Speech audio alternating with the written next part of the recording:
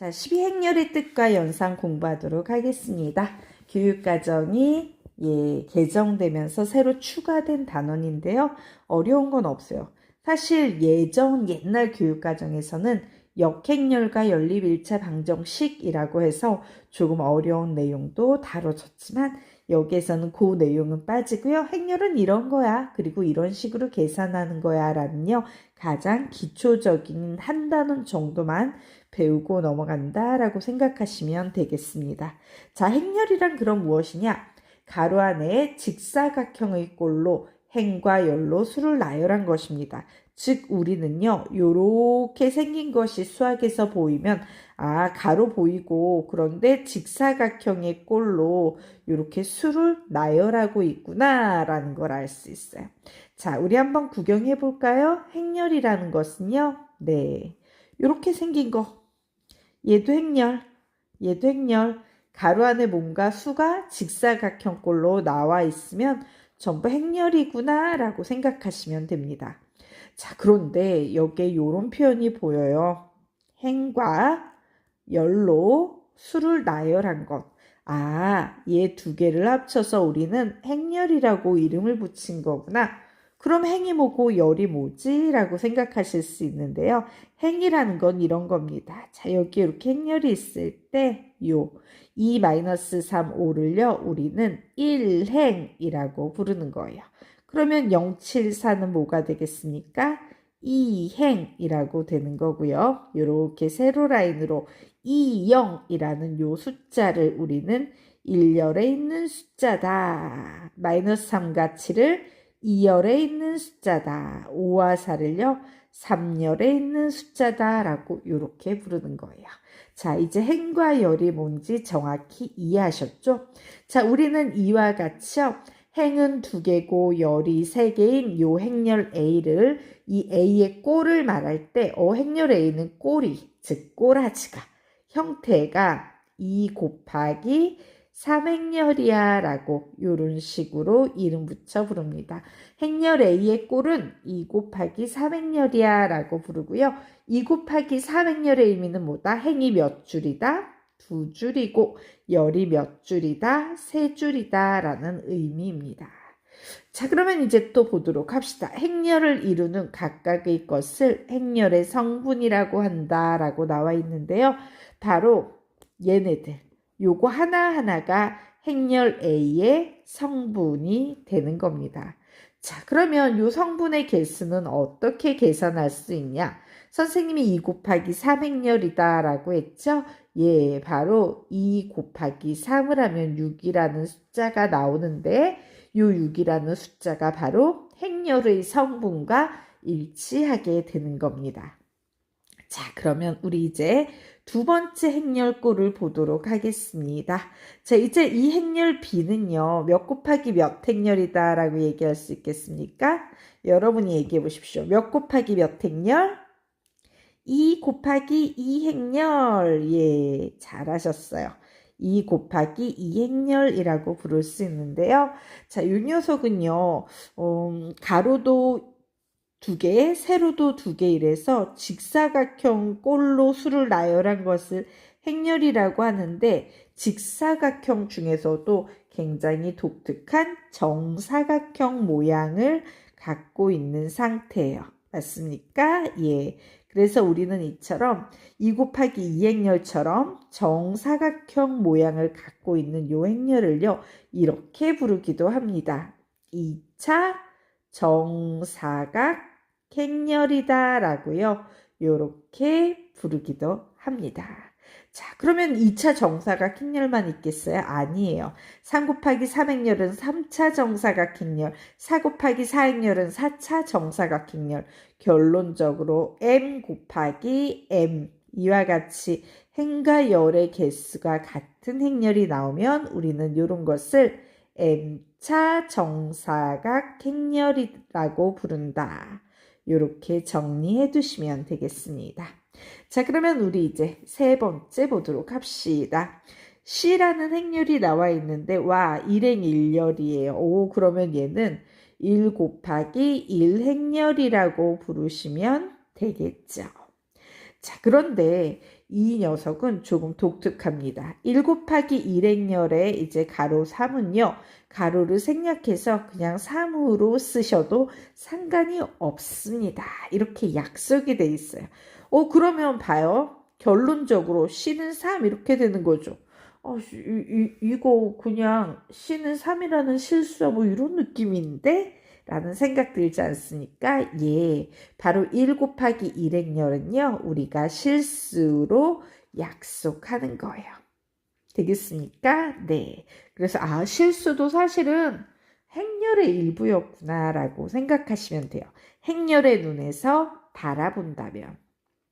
자, 그러면 이제 마지막으로 행렬의 성분에 대해서 조금 정리하고 가도록 하겠습니다. 자, 우리 이행3렬의 성분을 계산해 볼 거예요. 두 번째 행에 있어야 돼. 두 번째 행. 그리고 3렬이니까 세 번째 3렬에 있는 수여야 돼. 자, 2행과 3렬을 동시에 만족하는 숫자는 바로 4. 이걸 우리는 2행 3렬의 성분이라고 부르게 됩니다. 자, 그런데 이게 너무 길잖아요. 수학자들은 항상 긴 거 싫어하죠? 그래서 얘를 줄여서 표현하기 시작합니다. 이렇게 표현해봐요. 그래요. 예. 가로 2,3의 성분은, 성분은 4야라고 이렇게 표현하면 같은 말이에요. 동치관계입니다. 그런데 수학자들이 이렇게 적어놓고도 마음에 안 들었어요. 이것도 너무 긴데 좀 더 줄일 수 없을까라고 고민하다가 이렇게 표현하기로 약속했어. 우리 앞으로 행렬의 성분은 이렇게 표현하자. 2행 3렬의 성분은 A의 2, 3이라고 표현해서 얘가 4야라고 이렇게 표현하도록 하자라고 약속을 했어요. 2행 3렬의 성분은 4다라는 표현, 최종적으로 이 표현을 굉장히 많이 사용하게 됩니다. 자, 그러면 지금부터 시간 드릴게요. 요거 한번 적어 보시기 바랍니다. 예, 다 정리하셨습니까? 그럼 우리 한번 보도록 할까요? 1행 1렬의 성분 뭐가 되겠습니까? 1행 1렬은 2 이렇게 정리하시면 되겠죠? 자, 1행 2열의 성분은 이제 그냥 말해봅시다. 1행 2열 네, 마이너스 3 되겠죠. 자, 1행 3열 5 2행 1열 0 2행 2열 7 예, 잘하셨어요.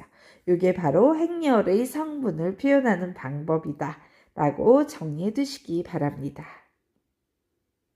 자, 그러면 다음 페이지로 넘겨서 우리 행렬의 상등 알아보도록 하겠습니다. 자, 상등이라는 표현은 사실 굉장히 많이 나와요. 집합의 상등, 함수의 상등, 행렬의 상등. 자, 상등 무슨 의미입니까? 서로 등, 같을 등. 그래서 얘는 서로 같다라는 말이죠. 즉, 두 개의 행렬이 같다라는 이런 의미를 가지고 있어요.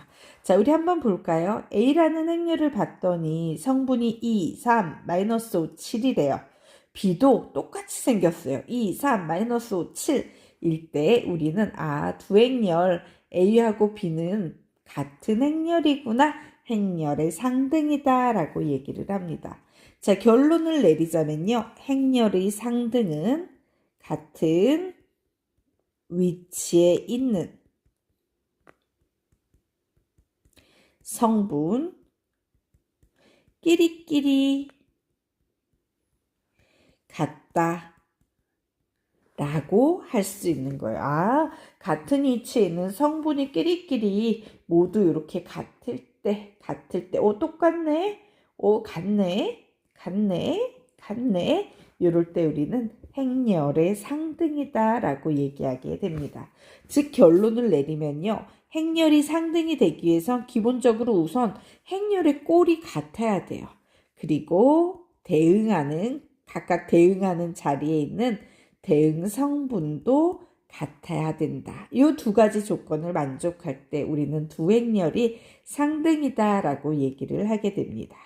자, 그러면 볼까요? 자, 여기 봤더니 이 두 행렬이 상등이야 라고 이렇게 상등의 표시가 보이실 거예요. 요거 바로 행렬의 상등을 나타내는 표시 되겠죠? 그럼 우리는 여기에서 뭐를 알 수 있다? 아, A는 뭐랑 같겠다? 예, A는 2랑 같겠구나. B는요, F, C는요, G, D는요, H와 같구나. 이렇게 정리하시면 되겠습니다. 자, 아래 문제가 나와 있어요. 자, 행렬 문제 같지만 결국에는 수학상 문제. 그러니까 수학상에 막 이렇게 우리가 앞에서 배웠던 막 근구하고 해구하고 이런 문제로 바뀌니까요. 한번 화면 잠시 멈춰두고 여러분이 먼저 풀어보시기 바랍니다. 자, 한번 풀어보셨습니까? 그러면 우리요 같이 문제 풀어보도록 할게요. 자, 두 행렬 A하고 B가 있는데 와우, 얘네가 서로 상등이다 라고 나와 있어요. 자, 이때 x제곱 플러스 y제곱 플러스 z제곱의 값을 구하시오 라고 문제가 나왔죠. 자, 행렬의 상등이라는 것은요, z의 제곱 마이너스 x z는 뭐와 같다? 4와 같다. 두 번째, 6은 뭐와 같다? 2x와 같다. 세 번째, 4z는 뭐와 같다? 2z의 제곱 플러스 3y와 같다.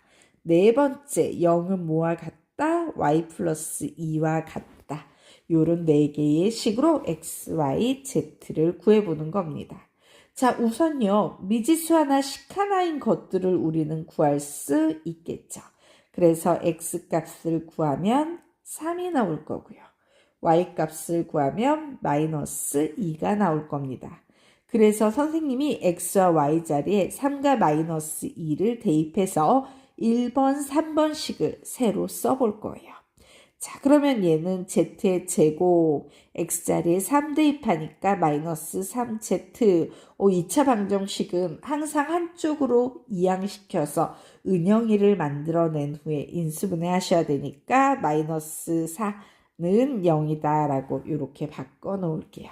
자, 이제 3번식 풀어볼 건데 얘도 y자리에 마이너스 2를 대입하면 2차 방정식이니까 한쪽으로 다 이항을 하도록 하겠습니다.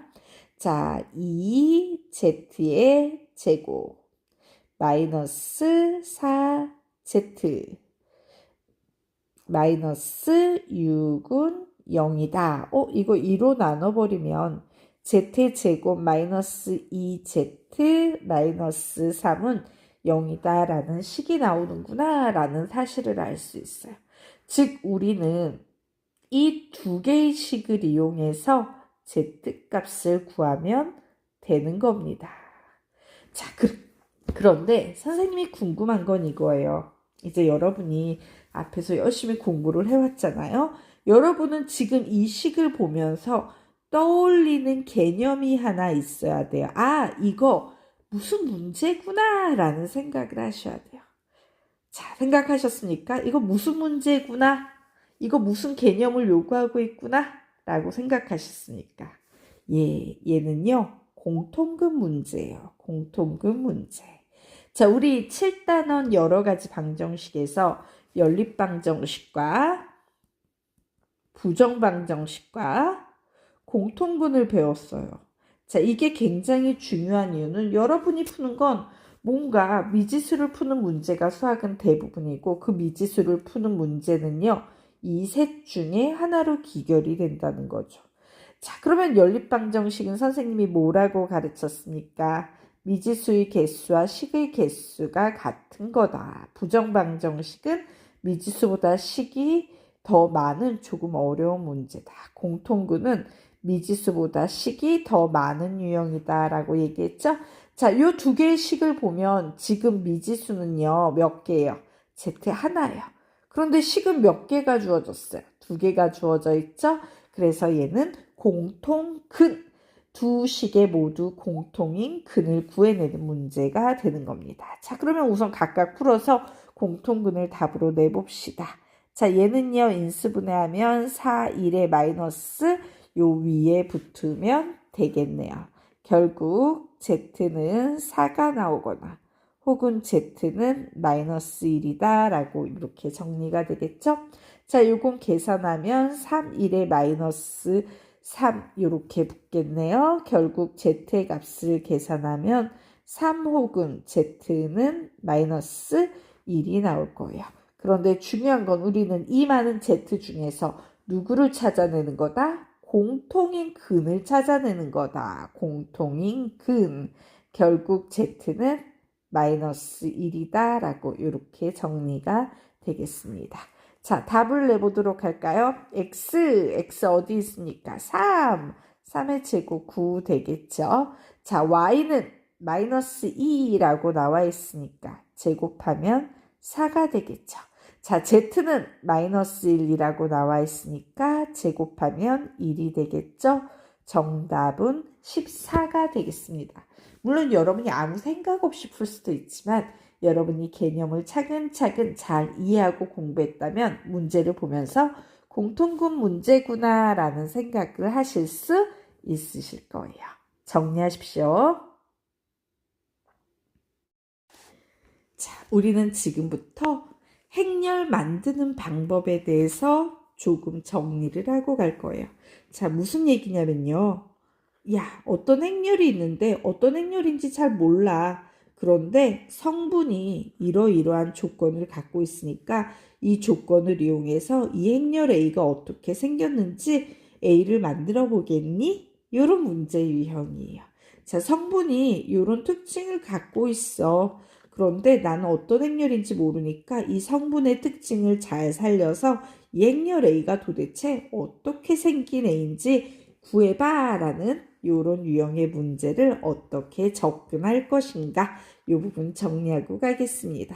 자, 결론부터 말씀드릴게요. 행렬 만드는 문제가 나오면 제일 중요한 것은 제일 먼저 해야 될 일이라는 것이 바로 뭐냐? 제일 먼저 행렬의 꼴부터 결정하셔야 돼요. 꼴부터 결정. 이게 제일 중요합니다. 꼴을 만들어 놓은 후에 그 꼴의 각각의 자리에 성분을 계산해서 넣는 거다. 이렇게 생각하시면 돼요. 자, 그러면 제일 먼저 해야 될 일이 행렬의 꼴부터 결정하는 거구나. 그럼 우리는 행렬의 꼴을 여기에서 어떻게 할 수 있어요? 얘는 성분의 조건이고요. 바로 요 녀석이 행렬의 꼴에 대한 정보를 갖고 있는 거예요. 무슨 얘기 같아요? 그래, A의 I, J니까 I는 행을 말하는 거고 J는 열을 말하는 건데 I도 1, 2, 3을 갖고 있고 J도 1, 2, 3을 갖고 있구나. 즉 3행, 3열, 3차 정사각행렬이구나 라고요. 우리는 요 정보를 보면서 행렬의 꼴을 파악할 수 있습니다.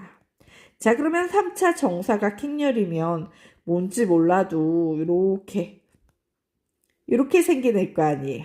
그죠? 요렇게 생겨내면 우리는 그냥 바로 요 자리 안만 채울 수 있으면 되는 겁니다. 자, 얘는요. 일행 1열, 일행 2열, 일행 3열.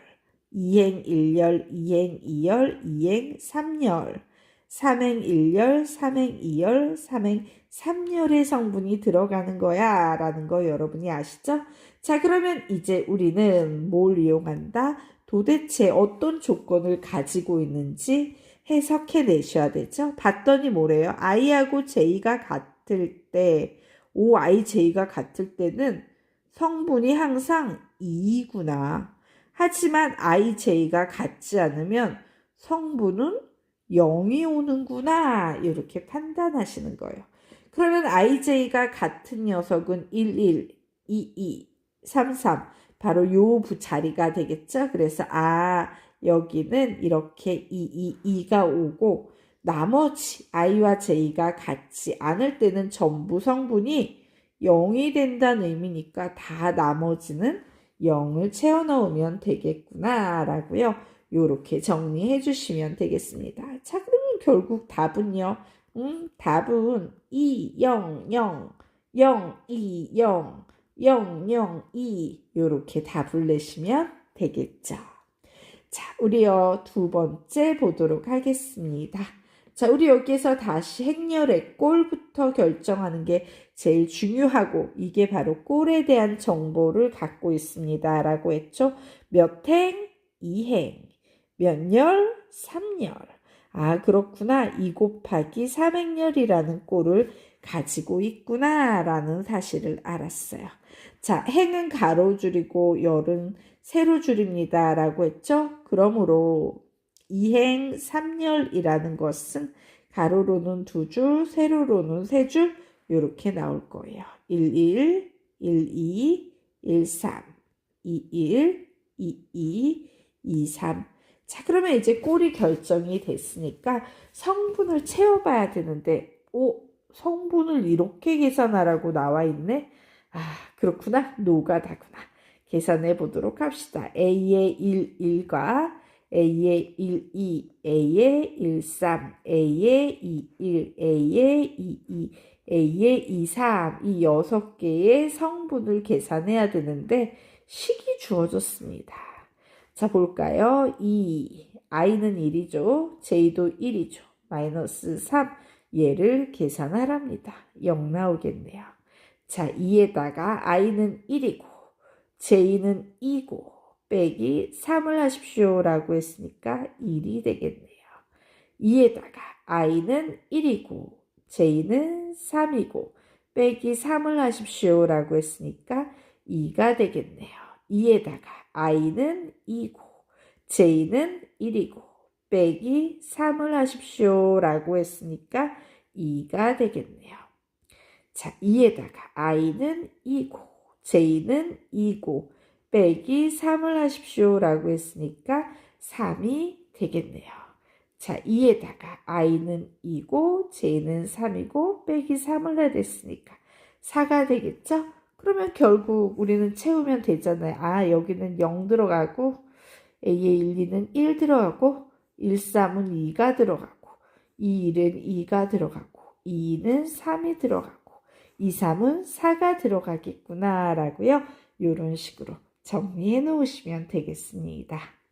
정리하십시오. 자, 그러면 이제 페이지 넘겨서요. 우리 행렬의 연산에 대해서 공부를 해보도록 합시다. 자, 행렬을 이제 뭔지 알았으니까 연산을 공부해야겠죠? 우선 이 페이지에서는 덧셈, 뺄셈, 실수배에 대해서 공부를 하도록 하겠습니다.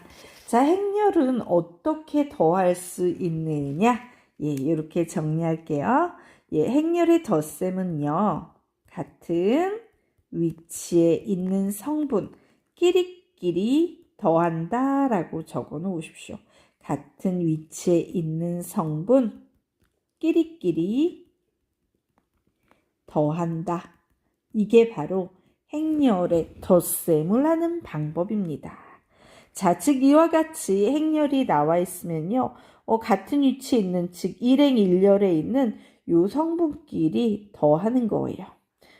여기는 보니까 3에다가 마이너스 1을 더하면 되는구나. 여기는 보니까 5에다가 같은 위치에 있는 성분 3을 더하면 되는구나. 얘는 7에다가 마이너스 4를 더하면 되는구나. 이렇게 계산하시는 거예요. 그래서 결국 3, 1, 8, 3 이렇게 나오겠죠. 그래서 선생님이 지금은 설명을 드리기 위해서 이렇게 식을 보여주지만 그냥 나중엔 어떻게 하면 돼요? 암산해서 그냥 이렇게 넘어가시면 돼요. 2하고 1 더하면 3, 3에다 마이너스 2 하면 1, 5에다 3 하면 8, 7에다 마이너스 4 하면 3이 되겠구나. 이런 식으로 정리하시면 돼요. 결론은 뭐다? 예, 기본적으로 행렬의 꼴이요. 똑같을 때만 행렬의 덧셈이 가능해요.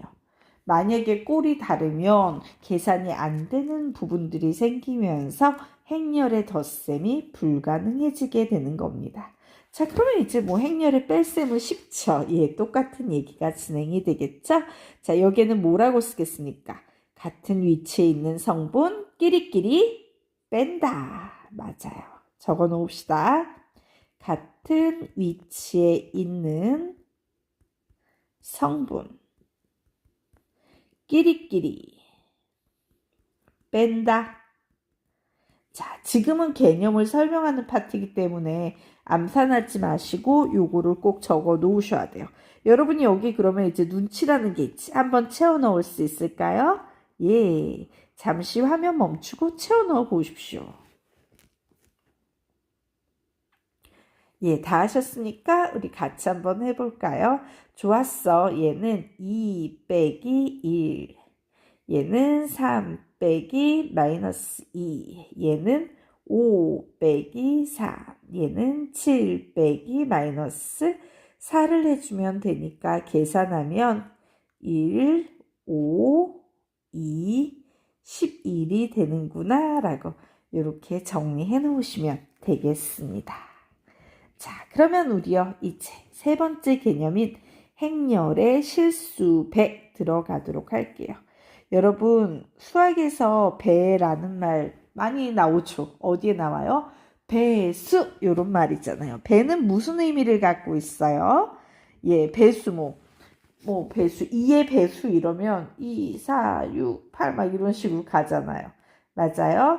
자, 이씩 곱해주는 거예요. 누구에다가 1, 2, 3, 4가 있었는데 이씩 곱해주는 게 2의 배수야.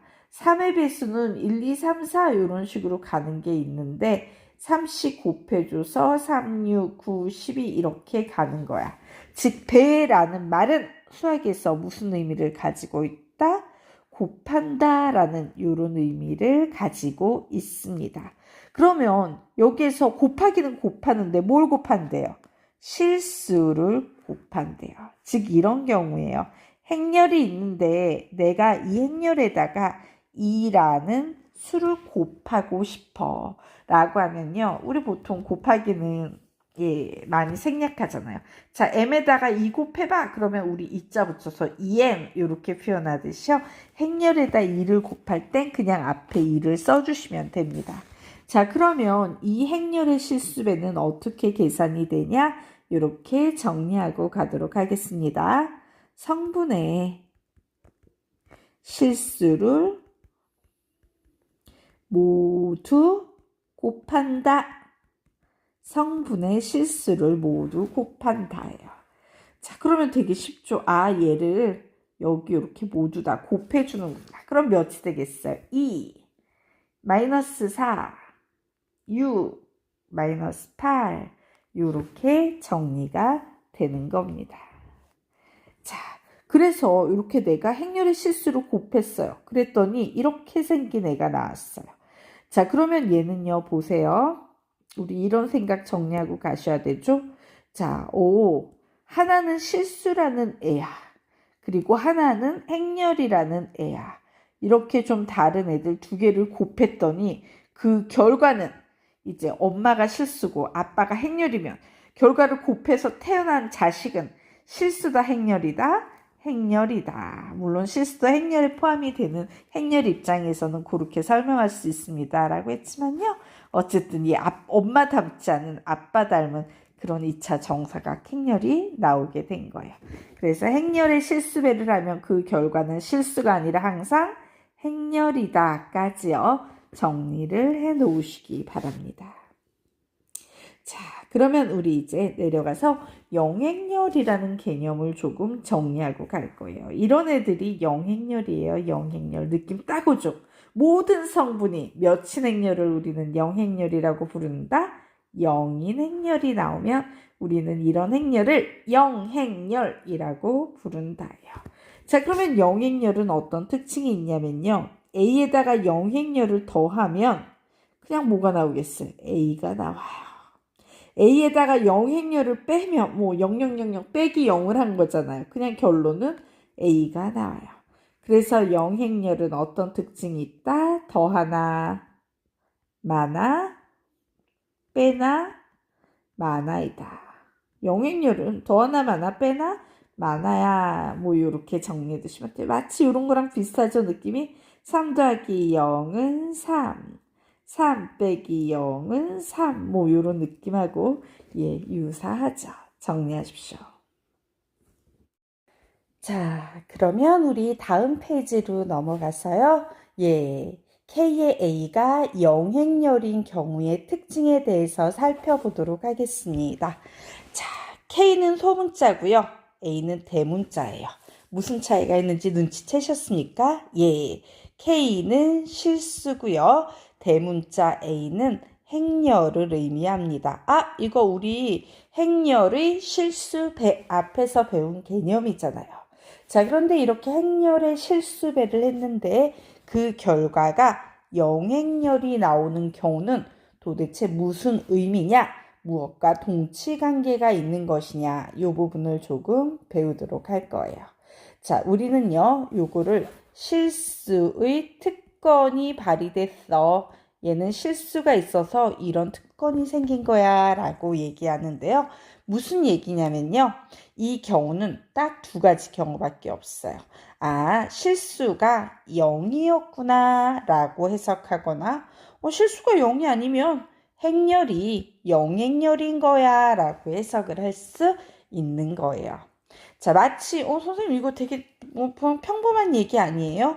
예를 들어서 우리가 어떤 실수 두 개를 곱해서 0이 나오면 우리 보통 요거 해석할 때요. A가 0이거나 혹은 B가 0인 거 아니에요? 이거 그냥 되게 평범한 거 아닌가? 이렇게 생각할 수 있는데요. 자, 이것도 얘가 실수이기 때문에 생기는 일이에요.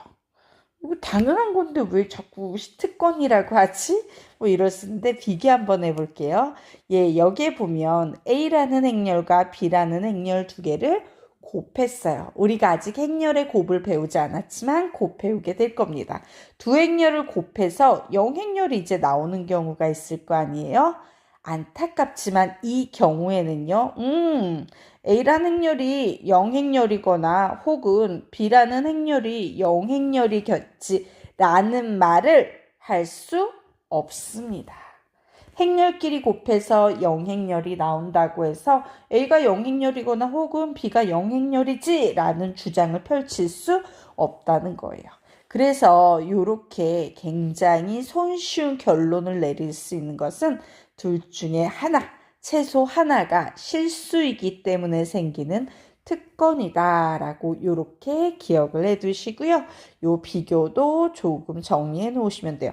물론 A가 영행렬이어도 영행렬 나올 거고 B가 영행렬이어도 영행렬 나올 거고 둘 다 영행렬이어도 영행렬이 나오겠지만 놀랍게도요. A도 영행렬이 아니고 B도 영행렬이 아닌데 영행렬이 나오는 경우도 행렬에서는 존재한다라는 얘기를 하고 있는 거예요. 자, 어쨌든 우리는 지금 행렬의 곱셈을 배우고 있는 게 아니라 행렬의 실수배를 배우고 있는 거니까요. 조금 다시 한번 정리해 드리도록 하겠습니다. 자, A라는 행렬이 있고요. 영행렬이 있고요. K라는 실수가 있는 상황이에요. 자, 그런데 이 실수에 영행렬을 곱하면 이런 상태가 되겠죠?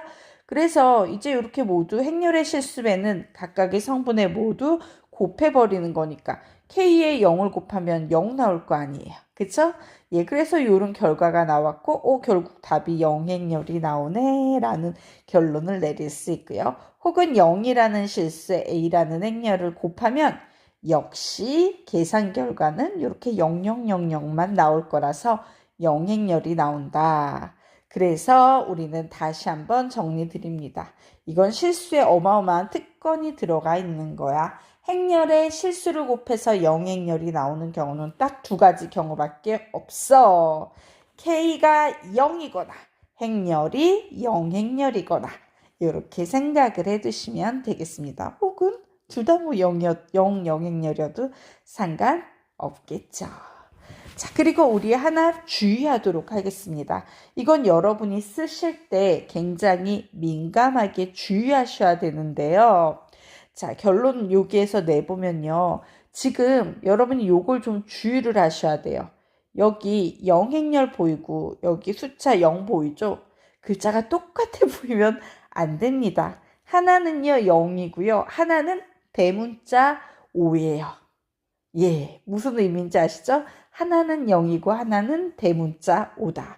당연히 대문자 5가 영행렬입니다.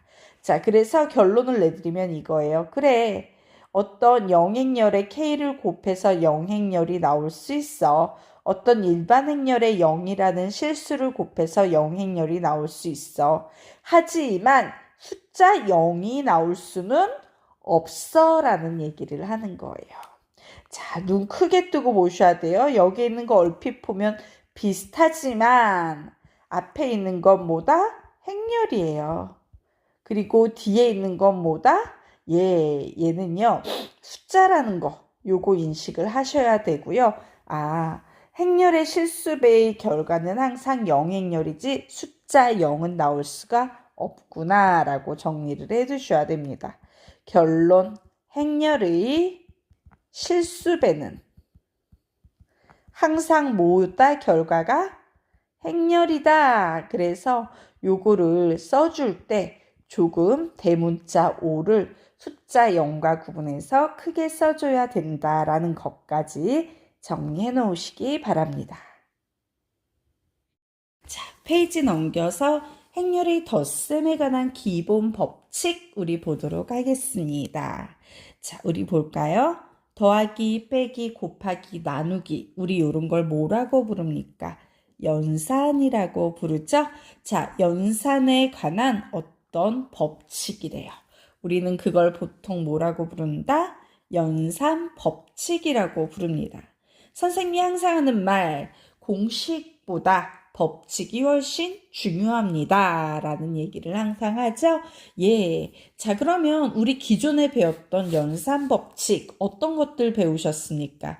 예. 첫 번째, 교환 법칙. 뭐 요런 거 배우셨죠? 중학교 때. 자, 두 번째 뭐 배우셨습니까? 예. 결합 법칙. 뭐 요런 거 배우셨습니다. 그리고 세 번째 뭐 배우셨어요?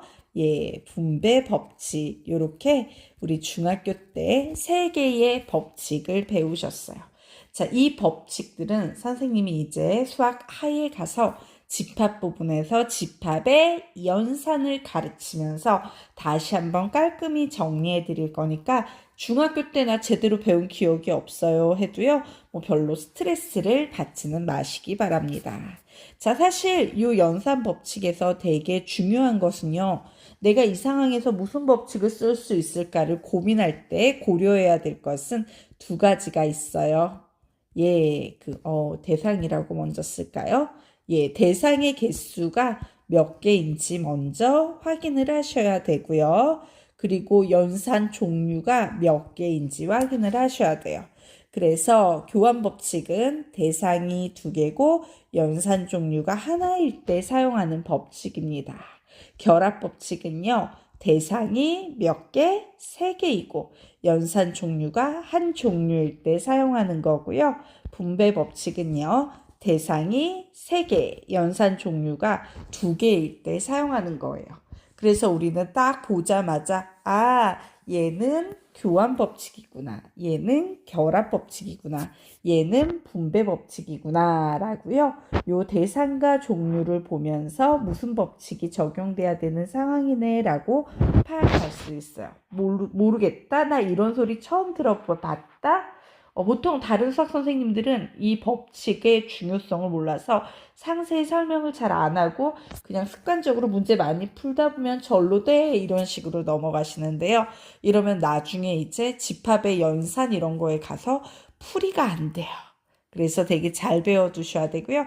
지금은 간단히 이렇게 넘어가셔도 상관은 없습니다. 자, 어쨌든 교환 법칙 하면 우리 보통 이런 거 떠올리죠. A 오퍼레이션 B는 B 오퍼레이션 A.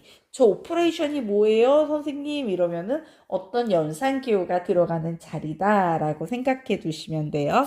이렇게 자리를 교환해도 등식이 성립한다. 교환 법칙. 이렇게 생각해 두시면 됩니다. 자, 결합 법칙은 대상이 3개잖아요. 예를 들면 이런 식인 거죠. A 플러스 B 플러스 C가 이렇게 있는데요. 이렇게 결합이 돼 있어요. 이게 A 플러스 B 플러스 C. 이렇게 결합하든 저렇게 결합하든 등식이 성립한다. 결합법칙 이렇게 기억해 두시면 되고요. 여기에 보면 ABC 대상이 3개잖아요. 그런데 사용된 연산 종류는 더하기 하나밖에 없는 상황이죠. 이럴 때 우리는 결합법칙이 성립한다 라고 얘기하게 됩니다. 그래서 사실 이런 것도 A 오퍼레이션 B 오퍼레이션 C는 A 오퍼레이션 B 오퍼레이션 C 이렇게 정리하셔도 돼요. 조금 더 일반화시킨 표현이다 라고 지금은 이 정도로 이해하고 가시면 됩니다. 자, 분배법칙 같은 경우는 어떤 경우였어요? A 곱하기 B 플러스 C는 A 곱하기 B 플러스 A 곱하기 C 이런 경우였죠. 이렇게 분배하고 이렇게 분배시켜도 그죠? B에 분배시키고 A를 C에 분배시켜도 등식이 성립한다. 분배법칙 뭐 이런 법칙들이 있었습니다. 자, 그러면 이 행렬도 똑같아요. 자, A 플러스 B는요 B 플러스 A가 돼도 항상 상등관계가 성립합니다. 우리는 이렇게 자리를 교환해도 등식이 성립한다. 무슨 법칙이라고 부른다? 교환 법칙이라고 부릅니다. 얘는 교환 법칙이 성립해요. 자, 그리고 요거 오타예요. 오타. 자, 그리고 요 녀석은요. 대상이 몇 개? A, B, C 3개. 연산 종류 한 종류죠. 무슨 법칙을 의미하고 있는지 눈에 딱 보이죠? 무슨 법칙이다? 결합 법칙이다. 이렇게 결합하고 저렇게 결합해도 등식이 성립한다이므로 요렇게 A하고 B를 결합시켰다면 요번엔 B하고 C를 결합시켜도 그냥 아무 상관이 없어. 그냥 등식 성립해. 우리 이런 걸 결합 법칙이라고 부릅니다. 자, 그러면 우리 그 아래로 내려가서요. 그럼 선생님 왜 곱셈 나오고 이런 건 안 해요? 우리 보통 분배 법칙은 요 예를 많이 드는데 곱셈이 나오잖아요. 분배 법칙은 아직 논하지 않을 거예요. 왜? 우리 곱셈을 아직 안 배웠거든요. 자, 그래도 우리 행렬의 실습에는 정리하고 갑시다. 행렬끼리 곱하는 건 아직 안 배워서 못하지만 행렬에다가 실수를 곱하는 건 배웠으니까 요거는 정리하고 가자라는 얘기입니다. 자, 소문자 K와 L은 실수고요. 대문자 AB는 이제 같은 꼴을 가진 행렬이다. 자, 이때 어떠한 성질이 생겨나는지 보자예요. 자, 요거 보시면 K에 LA를 곱하거나 그냥 KLA를 하거나 혹은 K와 L이 자리를 바꿨죠. 자리를 교환해서 LKA를 하거나 모두 등식이 성립한다. 결론은 이거예요. 자, 그래서 결론은 이거예요. 여기에서도 실수의 특권이 들어간 거예요. 행렬이라면 이런 일은 절대로 발생하지 않지만 K와 L이 실수이기 때문에 행렬에서 실수의 특권이 발현돼서요. 행렬의 실수배에서는 실수가 어디에 곱해져 있건 관계없다라고 적어 놓으십시오. 실수가 어디에 곱해져 있건 관계없다. 굉장한 자유로움이죠. 왜? 행렬의 곱셈은 까다로워요. 이렇게 자유롭지 않거든요. 이건 실수이기 때문에 누리는 특권이다라고 생각하시면 됩니다. 자, 그리고 여기에 보시면 여기에 이제 뭐가 생략되어 있는 거예요? 실수배 곱하기가 사실은 생략이 되어 있는 거잖아요. 그럼 얘는 KLA 대상으로 치자면 KAB 대상이 3개고 연산은 더하기하고 곱하기 2개가 나와 있으니까 분배 법칙이 성립하는 상황이에요. 얘는 실수기 때문에 분배 법칙도 자유롭게 성립합니다. 어떻게? KA 플러스 LA 이렇게 계산해도 돼. 얘는 KA 플러스 KB로 계산해도 돼. 즉 실수기 때문에 자유로움이 있지 분배 법칙 성립해라고 이렇게 정리해 놓으시면 돼요.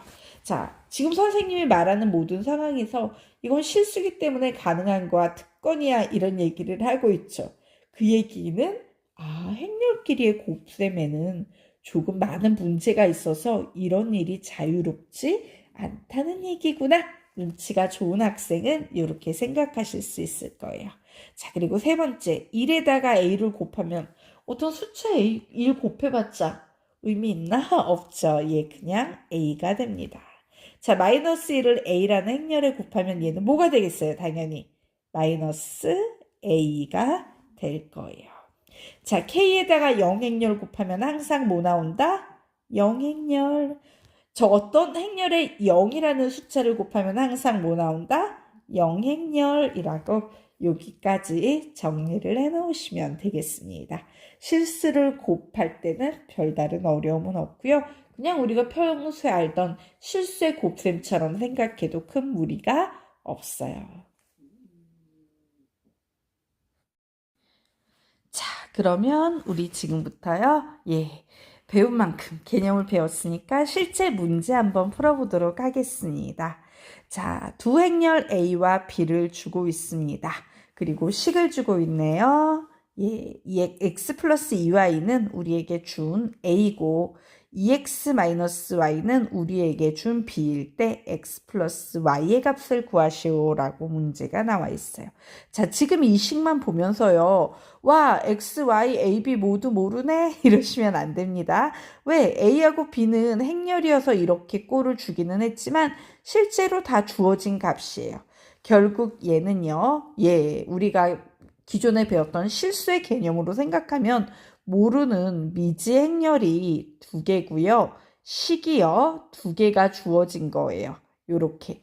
그럼 우리 미지수, 우리 보통 배웠던 실수에서는 미지수 2개, 식 2개면 뭐라고 부릅니까? 연립방정식이다. 이런 식으로 얘기하잖아요. 맞아요. 그 연립방정식처럼 푸시면 되는 문제입니다. 자, 그러면 얘는요. 미지수가 2개고요. 1차예요. 굉장히 좀 익숙한 느낌 들지 않습니까? 예, 우리가 중학교 때부터 배워왔던 2원 1차 연립 방정식 같은 구조를 가지고 있는 거예요. 자, 2원 1차 연립 방정식은요. 뭐 풀이 방법이 우리 중학교 때 다양한 풀이 방법을 배웠죠. 가간법 더하거나 빼서 푸는 방법, 등치법, 대입법 뭐 이런 방법들을 써서 풀잖아요. 그런데 거의 8, 90%는 가간법으로 풀죠. 자, 이 문제 가간법으로 풀도록 하겠습니다. 자, x 플러스 2y는 a라는 식이 있어요. 자, 가간법의 특징은 하나의 문자가 사라지게끔 계산하는 거죠. 그래서 선생님은 y를 소거시키기 위해서 y가 소거되려면 이 빨간색 식에 며칠 곱하면 좋겠다? 2를 곱하면 좋겠죠? 그래서 2를 곱합니다. 그러면 얘는요. 4x가 될 거고 얘는 지워졌네. 4x가 될 거고 자, 빼기 2y 이렇게 나오겠죠? 그리고 2를 곱했으니까 2b 이렇게 쓸 수 있을 거예요. 그럼 이제 y를 소거하기 위해서는 이 식을 더한다, 뺀다? 더한다. 중학교 때 많이 해봤잖아요. 결국 이 식은 5x는 a 플러스 2b다. 여기까지 이렇게 정리가 되고 있어요. 자, 그럼 이제 또 우리 식 하나 더 만들 겁니다. 이번엔 x를 소거하도록 하겠습니다. x를 소거하려면 이 보라색 식에 며칠 곱해주면 좋을 것 같아요. 역시 2를 곱해주면 좋겠죠? 그래서 2x 플러스 4y는 2a 이렇게 식이 있고요. 뒤에 나와 있는 2x 마이너스 y는 b라는 식은요. 그대로 씁니다. 자, 이제 이 두 식에서 x를 소거하려면 더해줘야 돼요? 빼줘야 돼요? 빼주셔야 되겠죠? 그래서 이렇게 뺐더니 얘는 마이너스 y는 플러스 y가 돼서 결국 5y는 2a 플러스 마이너스 2a 마이너스 b 이렇게 나올 겁니다. 그런데 우리 보고 x 플러스 y를 구하시오라고 했어요. 그러면 지금 5x 5y니까 우선 더해놓고 5x 플러스 5y는 5로 묶으면 x 플러스 y. 우리가 구하려는 요 녀석이 되는구나. 이렇게 정리할 수 있겠죠. 자, 어쨌든 5의 x 플러스 y는 얘하고 얘를 더한 겁니다. 결국 몇이 되겠다? 3a 플러스 b가 되겠다라고 정리가 되겠네요. 그러므로 결국 x 플러스 y는 양변을 5로 나눠버리면 되겠죠. 5분의 1에 3a 플러스 b다라고 이렇게 정리가 될 거예요. 그럼 요거 계산하면 답이 나오겠네요. 자, 5분의 1에 우리요, 요거 혹시 막바로 가능할까요? a에다가는요 3을 곱해줄 거고요. b는요 그냥 더해줄 거예요. 자, 그러면 3을 곱하면 9, b는 그냥 더해주니까 2를 더하면 되겠죠. 자, 3을 곱하면 마이너스 3, b는 그냥 더해주면 플러스 3이 되겠죠. 자, 3을 곱하면 0이 될 거고요. b는 그냥 더해주면 되니까 그냥 빼기 5 쓰시면 되겠네요. 3을 곱하면 15, b는 그냥 더해주면 되니까 5가 되겠죠. 결국 얘는 5분의 1에 10, 0 마이너스 5, 20이 될 거예요. 자, 행렬의 실수배 5분의 1을 모두 곱해버리면 2, 0, 마이너스 1, 4라는 최종 답이 나오게 될 겁니다. 정리하십시오. 자, 우리 두 번째 문제 풀어보도록 하겠습니다. 자, 세개 행렬 A 주어진 겁니다. B 주어진 겁니다. X는 X, Y 모르는 부분이 존재하는 경우인데, 자, 이와 같이 행렬의 상등이 성립할 때 X 더하기 Y의 값을 구해봐 라고 문제가 나와 있어요. 그럼 우리 우선 이 X와 Y라는 미지수 두 개를 구하기 위해서는 요 식을 이용해야겠죠. 그래서 이 식을 풀어서 써보도록 하겠습니다. 우선 x는요 풀어서 10xy-4라고 적으시면 될 거고요. 자, 우리 요거 한꺼번에 계산되죠? 예, 여기에는 m을 곱하고 여기에는 n을 곱해서 두 개 더하십시오 라고 했죠. 행렬의 덧셈은 같은 위치에 있는 성분 끼리끼리 계산하면 되니까, 끼리끼리 더하면 되니까 막바로 해봅시다. 얘는 뭐 나오겠어요? m 플러스 4n 이렇게 나오겠죠. 자, 얘는요 마이너스 3n 플러스 n, 얘는요 2n 마이너스 n, 얘는요 5n 플러스 2n 이렇게 간단히 나오겠죠. 자, 그리고 이제 이 식을 관찰해 봤더니 미지수가 많이 들어갈수록 우리에게 불리한 식이잖아요. 그래서 조금 우리에게 유리한 식을 봤더니 n 플러스 4n은 10이고 5n 플러스 2n은 마이너스 4다 라는 요런 식이 보여요. 이거 가만히 봤더니 n 플러스 4n이 10이고 5n 플러스 2n이 마이너스 4다. 이거 중학교 때부터 많이 봐왔던 무슨 식입니까? 2원 1차 연립방정식이 보이고 있습니다. 자, 2원 1차 연립방정식은 가간법, 대입법, 등치법 등으로 풀이하는데 거의 대부분의 문제가 가간법으로 풀리고 있죠. 가간법 식 세워볼 텐데, 그러면 우리는 이 식에서 뭘 소거하는 게 유리할까 생각해 봐야겠죠. m을 소거하려면 5가 곱해져야 되고요. n을 소거하려면 2가 곱해져야 돼요. 우리 뭐 선택할 거예요? 5, 2. 예, 작은 숫자가 유리하죠? 2를 곱해 볼 겁니다. 그러면 식 막바로 써볼게요. 그래, 나는 우선 첫 번째 식은 n 플러스 4n은 10이라고 쓸 거고 n을 소거할 거야. 2를 곱할 거야. 그러니까 두 번째 식은 2를 곱해서 10n 플러스 4n은 2를 곱해서 마이너스 8이다 라고 이렇게 쓰면 되겠구나. 더한다, 뺀다, 뺀다. 그래서 이렇게 뺐더니 마이너스 9m은 18이 되네요. 결국 m의 값은 마이너스 2가 될 거예요. 자, m자리에 마이너스 2 대입하면 n의 자리엔 3이 들어가지만 등식 10이 나오겠죠. 결국 n의 값은 3이다 라고 이렇게 나왔습니다. 자, 그러면 우리 이제 빨간색 식 부분을 계산할 거예요. 와, 우리 m하고 n을 알기 때문에 이제 xy 값 구할 수 있다, 없다? 있다. 자, x 구해볼까요? 마이너스 3에다가 마이너스 2 플러스 3 이렇게 계산하면 되겠네요. 9 나옵니다. 자, y의 값 계산해 보도록 하겠습니다. 자, 2에다가 m 자리에 마이너스 2 빼기 n 자리에 3 하면 마이너스 7이 나오겠네요. 결국 x 플러스 y의 값은 몇이다? 2다 라고 답 내시면 되겠습니다.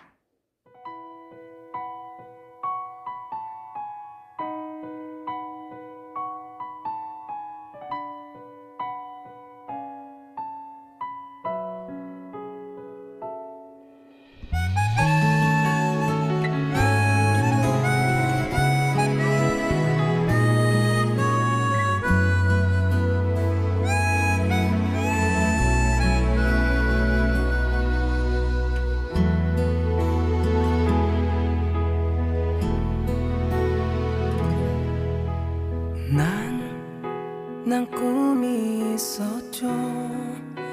버려지고 찢겨 남루하여도 내 가슴 깊숙이 보물과 같이 간직했던 꿈. 때론 누군가가 뜻 모를 비웃음 내 등 뒤에 흘릴 때도 난 참아야 했죠. 참을 수 있었죠. 그날을 위해 늘 걱정하던 말하지. 헛된 꿈은 독이라고. 세상은 끝이 정해진 책처럼 이미 돌이킬 수 없는 현실이라고. 그래요, 난 꿈이 있어요. 그 꿈을 믿어요. 나를 지켜봐요. 저 차갑게 서 있는 운명이란 벽 앞에 당당히 마주칠 수 있어요. 언젠가 난 그 벽을 넘고서 저 하늘을 높이 날을 수 있어요. 이 무거운 세상도 나를 묶을 순 없죠. 내 삶의 끝에서 나 웃을 그날을 함께해요.